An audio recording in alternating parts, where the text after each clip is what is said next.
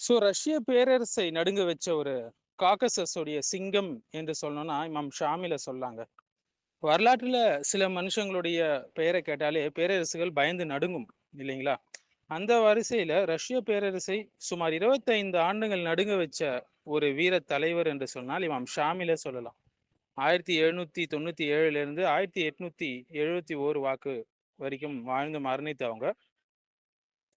19ஆம் நூற்றாண்டுல ரஷ்ய பேரரசு வந்து காக்கசஸ் மலைப்பகுதியை ஆக்கிரமிக்க துடிச்சுது. ஆனா அந்த மலைகள்ல வாழ்ந்த முஸ்லிம்கள் தங்கள் ஈமான், சுதந்திரம், ஷரியத் ஆகியவற்றை பாதுகாக்க வெகுண்டு எழுந்தாங்க. அந்த போராட்டத்துடைய தலைவராக அல்லாஹ் தேர்ந்தெடுத்தவர் தான் இமாம் ஷாமில் அவர்கள். அவர் ஒரு சாதாரண போர் வீரர் அல்லங்க, மாறாக அவர் ஒரு ஆலிம், ஒரு பயிற்சி பெற்ற ஒரு ஆன்மீக வழிகாட்டி, அரசியல் தலைவராகவும் இருந்தார், இராணுவ தந்திரவாதியாகவும் இருந்தார். அனைத்தும் அவர்கிட்ட இருந்தது. அவர்கிட்ட சில சூஃபித்துவ விஷயங்கள் இருந்தது. அதிலிருந்து நாம் பலன் பெற வேண்டாம், ஆனால் அவருடைய வீரம் மற்றும் விஷயங்கள்லேருந்து நாம் பலன் பெறணும். பல பழங்குடியினரை ஒன்றிணைத்து ஒரு ஒழுங்குபடுத்தப்பட்ட இஸ்லாமிய ஆட்சியை உருவாக்கினார். ரஷ்யா வந்து உலகத்துடைய மிகப்பெரிய இராணுவ சக்திகள்ல ஒன்றாக இருந்தது இல்லைங்களா? இன்னைய வரைக்கும் அப்படிதான் இருக்கு. ஆயிரக்கணக்கான வீரர்களும் பீரங்கிகள், நவீன ஆயுதங்கள் எல்லாமே அவங்க கிட்ட இருந்தது.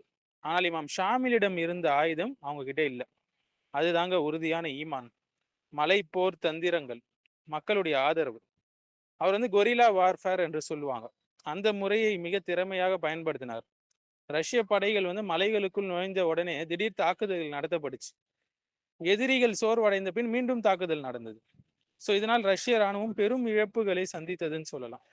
ரஷ்யாவுடைய பல தளபதிகள் வந்து தோல்வி அடைந்தாங்க. காக்கசஸை கைப்பற்றுவது எளிதல்ல என்பதை அவங்க உணர்ந்துட்டாங்க. இந்த போர் ரஷ்ய பேரரசுக்கு மிகப்பெரிய ஒரு பொருளாதார மற்றும் இராணுவ சுமையாகவும் நெருக்கடியாகவும் மாறிச்சு.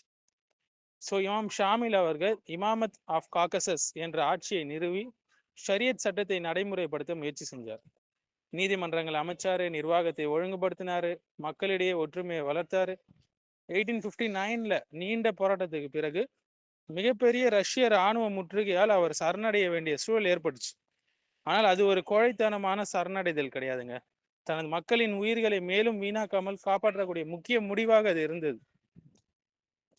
ரஷ்யா சார் அலெக்சாண்டர் டூ அவர்கள் வந்து அவர் கூட இமாம் ஷாமிலுக்கு மரியாதை அளித்தார். எதிரியாக இருந்தாலும் அவரது வீரத்தையும் கண்ணியத்தையும் உலகம் மதித்தது. பின்னர் ஹஜ்ஜு செய்ய அனுமதி கிடைச்சது. மக்காவிற்கு சென்று ஹஜ்ஜு நிறைவேற்றினாரு. அதன் பிறகு மதினால தங்கி வாழ்ந்து 1871ஆம் ஆண்டு அங்கேயே வஃபாத் ஆகிவிட்டார் ரஹிமஹுல்லா. இன்று அவரது கபர் ஜன்னத்துல் பக்கி அருகிலுள்ள பகுதியில இருப்பதாக வரலாற்று குறிப்புகள் தெரிவிக்குது. இதுல நாம் கற்றுக்கொள்ள வேண்டிய பாடங்கள் என்னன்னா, ஈமான் இருந்துச்சுன்னா சிறிய மக்கள் கூட பெரிய பேரரசை எதிர்கொள்ள முடியுங்க. ஒற்றுமை இல்லாமல் வெற்றி கிடையாது. அறிவு, தியாகம், தலைமைத்துவம் ஒன்றாக இணைந்தால் வரலாறே மாறும் இன்ஷா அல்லாஹ். சுதந்திரமும் மார்க்கமும் பாதுகாக்கப்பட வேண்டிய அமானத்துகள். இவர் ஒரு போர் வீரர் மட்டுமல்ல, ஈமானால் பேரரசுகளை அசைத்த ஒரு தலைவர். அதனால்தான் அவர் ரொம்ப ஃபேமஸாக இருக்கிறாரு. அல்ஹம்துலில்லாஹ். அல்லாஹ் அவர் மீது தன் அருளை பொழிவானாக.